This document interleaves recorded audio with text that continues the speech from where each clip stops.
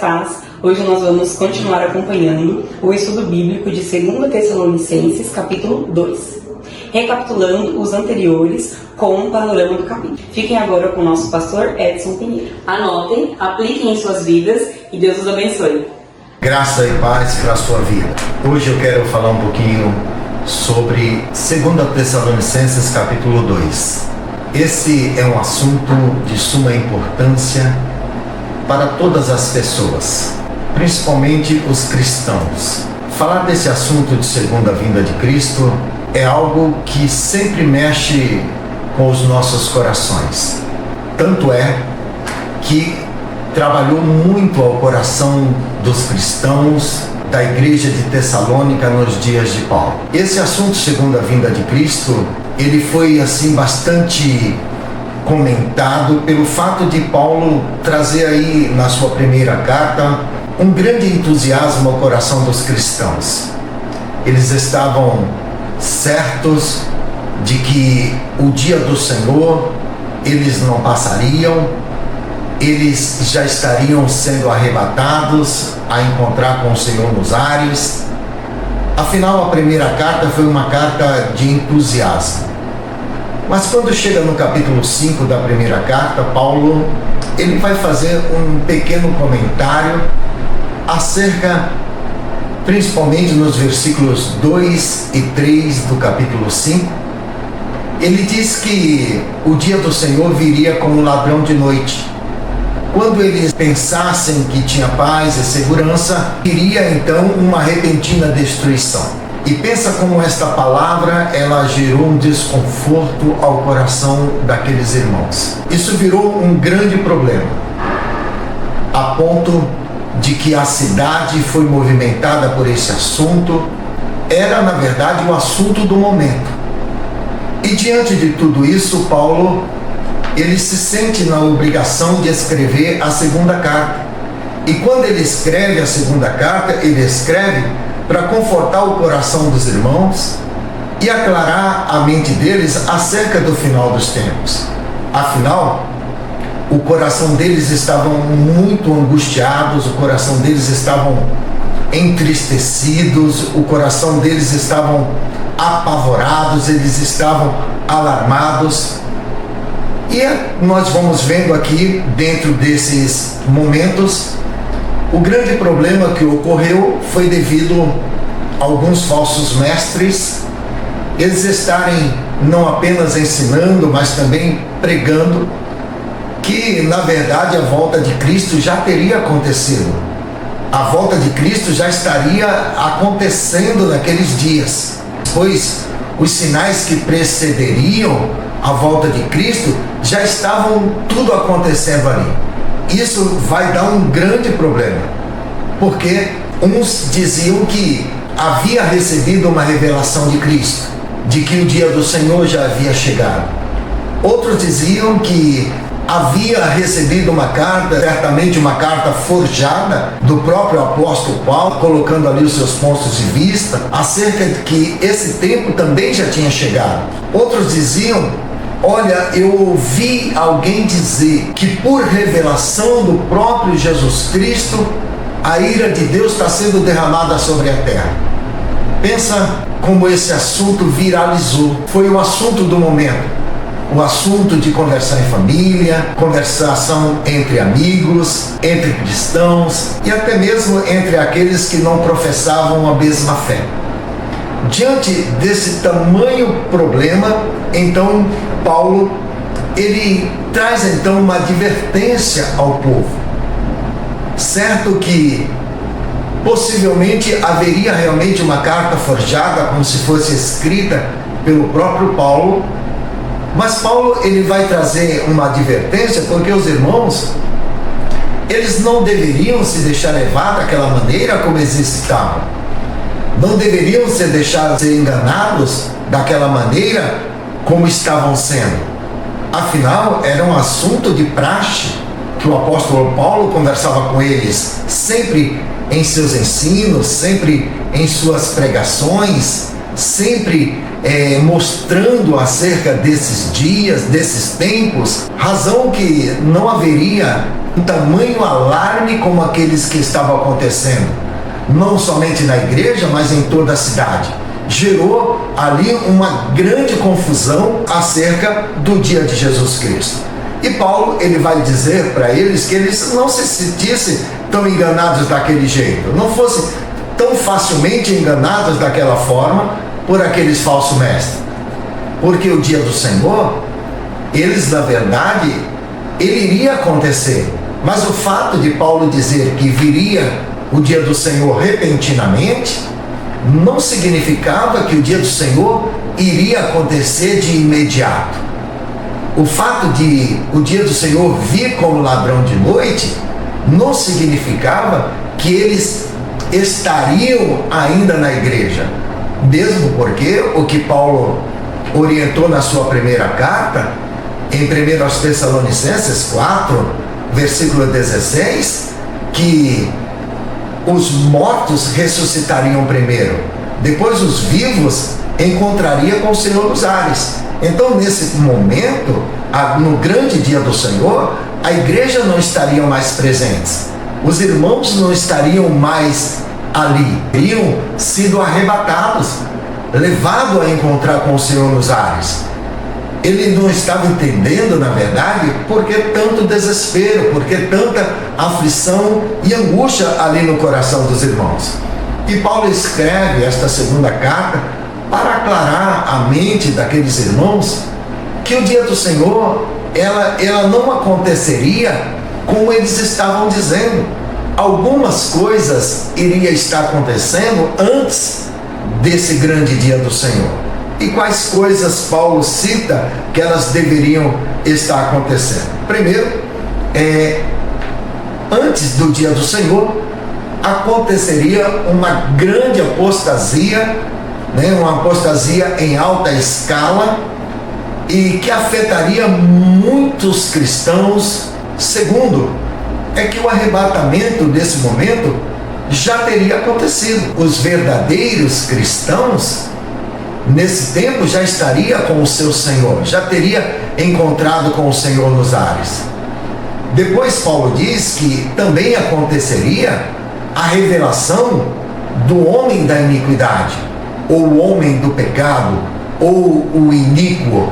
Todos estes se referem à mesma pessoa. E além disso, Paulo, ele também diz que aquilo que era oculto, aquilo que ainda estava retendo o mal, aquilo que ainda era proibido, aquilo que ainda era restringido, ele seria liberado. Todas essas coisas iriam acontecer antes da volta do Senhor. Interessante que quando Paulo ele traz aqui essa orientação, ele lembrou aos Tessalonicenses que na antiga dispensação, quando houve ali uma grande apostasia, principalmente nos anos 175 a 164 a.C., pelo rei sírio Antíoco Epifânio, esse rei, Paulo, ele considera esse homem como um precursor do anticristo. Um homem que levou aí realmente com que acabasse com a adoração a Deus em Israel.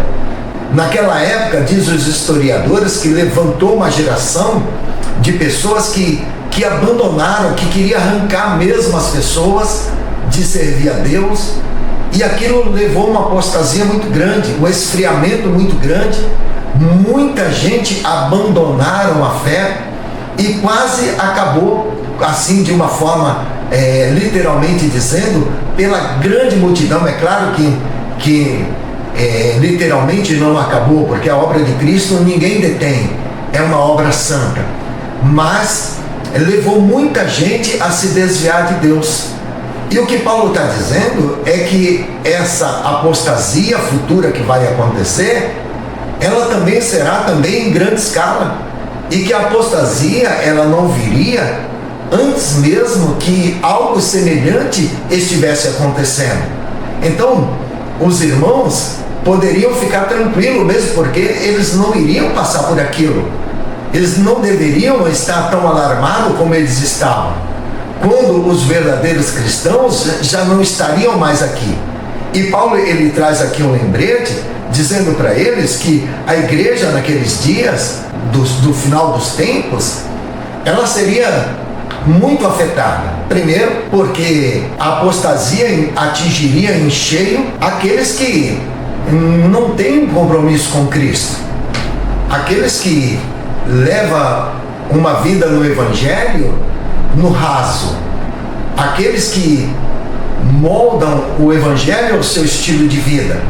Essas pessoas, elas seriam atingidos grandemente, ou podemos dizer, atingidos em cheios pela apostasia. Então elas iriam abandonar o Senhor. E dentro disso, Paulo ele vem trazendo essa orientação, porque isso iria acontecer. Iria acontecer porque também se levantaria uma geração de falsos profetas, de pessoas que estariam ensinando através das suas revelações, e muitas pessoas, elas seriam enganadas. Esse grande problema Paulo vai viver ali explicando e aclarando a mente dos Tessalonicenses.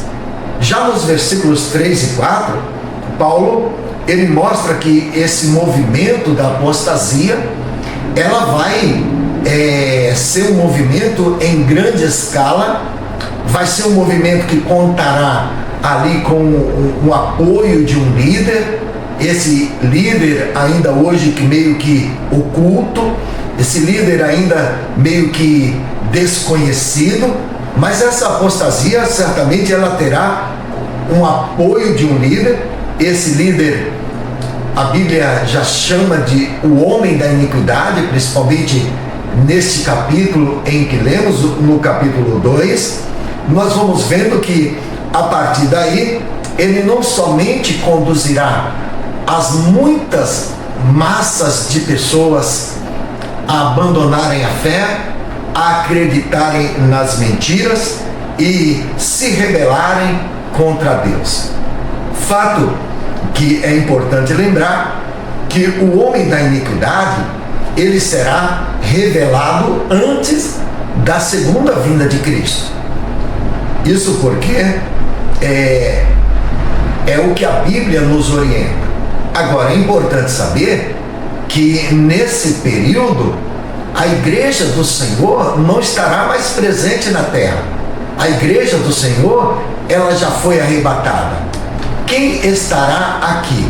Aqueles que não subiram, aqueles supostos crentes e os descrentes, os incrédulos, aqueles que rejeitaram o Senhor. Então, pensando desta maneira, podemos afirmar que o arrebatamento ocorrerá antes do período da tribulação. Olha que interessante. Primeiro vai acontecer o arrebatamento, depois vai acontecer o período da grande tribulação. No final da grande tribulação é que acontecerá a vinda do Senhor. Então, naqueles dias, os irmãos que estavam ali, vivendo uma vida, podemos dizer, à deriva, como um barco açoitado pelas ondas. Muitos ali tinham abandonado os seus empregos, abandonado as suas atividades, porque acreditavam que já estavam vivendo o dia do Senhor. Os sinais que eles estavam vivendo ali, aquela grande perseguição que Paulo encoraja e agradece pelo crescimento espiritual que eles estão tendo em meio a toda aquela perseguição, eles estavam ali certos e convictos que aqueles sinais que estavam vivendo já eram sinais que precediam a volta do Senhor. E diante disso, eles acreditavam piamente que era só uma questão de dias, de semanas ou de meses talvez, ou no máximo alguns meses, Jesus iria aparecer nas nuvens, então a ira do Senhor seria derramada sobre a terra. Interessante, porque quando Paulo coloca nesse texto, principalmente nos versículos 3 e 4, Ele diz que, embora o homem do pecado, e quero ressaltar novamente que todos esses títulos, homem do pecado, homem da iniquidade, o iníquo, todos se referem ao anticristo. Então, quando Paulo coloca nos versículos 3 e 4, ele diz que antes que esse anticristo, ele seja revelado, ele vai então aparecer, ele vai então surgir, ele vai ser aquele que vai trabalhar as massas para abandonarem a Cristo. Nós sabemos que o período da tribulação é um período de 7 anos, onde Satanás terá um governo pleno, onde terá toda a autoridade para manifestar e colocar em ação os seus planos. Mas o que Paulo está dizendo aqui, que embora o homem da iniquidade, ele ainda não está revelado, isso só acontecerá no tempo determinado, mas o mistério da iniquidade já está operando no mundo, em todos os tempos, em todas as eras, através de pessoas que rejeitam o plano de Deus. Mas Paulo garante que aos seus leitores que eles poderiam ficar tranquilos, porque na segunda vinda de Jesus, ou na vinda gloriosa do Senhor, ela não acontecerá antes que a apostasia ela tenha se tornado um fato e o desrespeito à palavra do Senhor seja de forma explícita. Então podemos dizer que ainda hoje, nos dias em que nós estamos vivendo, embora nós temos visto tanto a iniquidade operando, temos visto tantas coisas acontecendo que sabemos que isso vem da parte de Satanás, tantas injustiças, mas ainda não é a revelação do iníquo. Isso é o mistério da iniquidade. Então por isso disse que ainda hoje possui um véu. Estas coisas que estão ocultas, ou que estão mais ou menos vistas, mas um dia ela será revelada de fato quem são elas.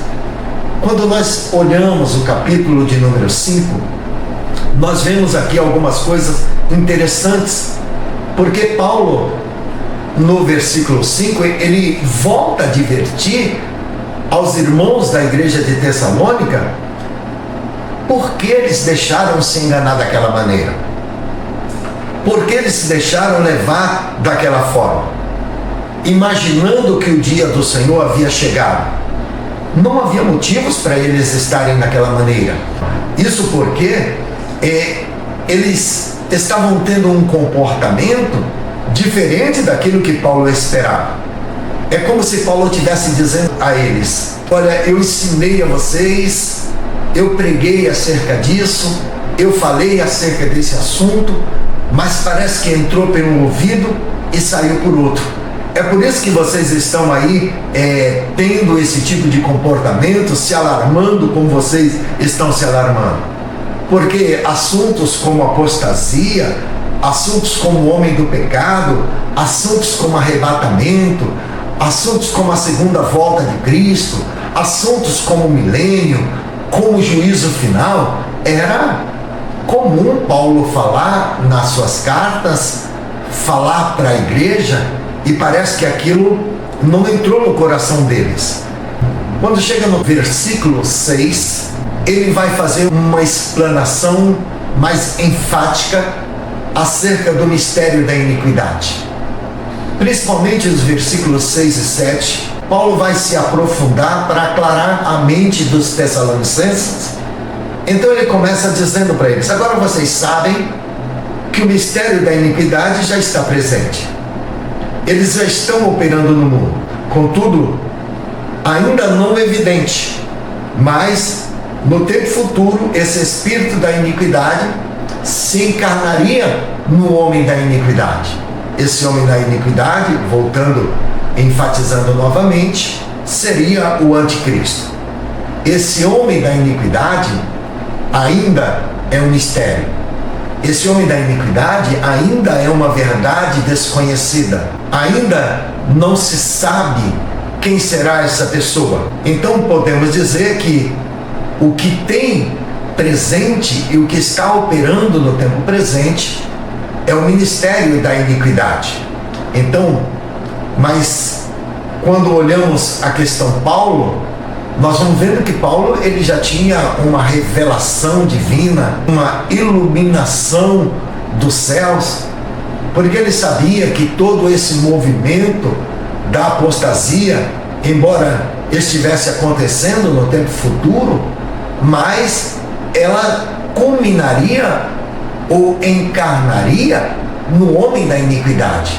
Isso estaria acontecendo e seria uma verdade ainda desconhecida nesse tempo. Embora o homem da iniquidade seja ainda um mistério, e esse tempo ainda não chegou. E não chegou por quê? Não chegou porque Deus tem bloqueado, impossibilitado que este homem da iniquidade ele esteja em operação. Deus tem bloqueado e impossibilitado que este homem da iniquidade ponha em prática o seu plano de ação. E qual é esse plano de ação? O seu programa de injustiça. O que é esse plano de ação? Perseguição sem precedentes. Por enquanto, o que Paulo está nos informando aqui de uma forma implícita ou nas entrelinhas é que Satanás, por enquanto, está sendo frustrado. Satanás, por enquanto, ele não tem conseguido colocar em prática as suas tentativas. Por mais que ele queira, e não está sendo colocado em prática, porque Deus está sempre detendo. Por enquanto, o que Satanás ele pode fazer é promover o espírito da iniquidade. É por isso que nós temos visto tanta atuação, ainda, vamos dizer, que a igreja ela tem se posicionado, ela tem evitado, ela tem orientado, ela tem feito o seu papel, ela tem estado prevenida e precavida contra essas iniquidades. Mas chegará o tempo em que esse mistério da iniquidade ele será revelado no homem da iniquidade, e aí então Satanás terá um pleno poder para atuar com os seus enganos, com o seu programa de injustiça, assim também como perseguição sem precedentes. Mas no momento devido, isso iria acontecer. Claro que por enquanto ele está sendo detido, porque Deus tem o detido, mas futuramente ele será revelado. Futuramente ele vai ter plenos poderes de atuação. Aquilo que estava sendo detido não será mais detido. Aquilo que estava sendo restringido não será mais restringido. Então agora ele vai começar a executar os seus planos. E quando isso começará a acontecer? Isso começará a acontecer no período da grande tribulação. Lembrando que no período da grande tribulação a igreja não estará mais presente. Voltem nos capítulos 1 e 2 que está aqui no nosso canal. E não se esqueçam de curtir, comentar e compartilhar. Ah, e fiquem também ligados que nós postaremos novos episódios.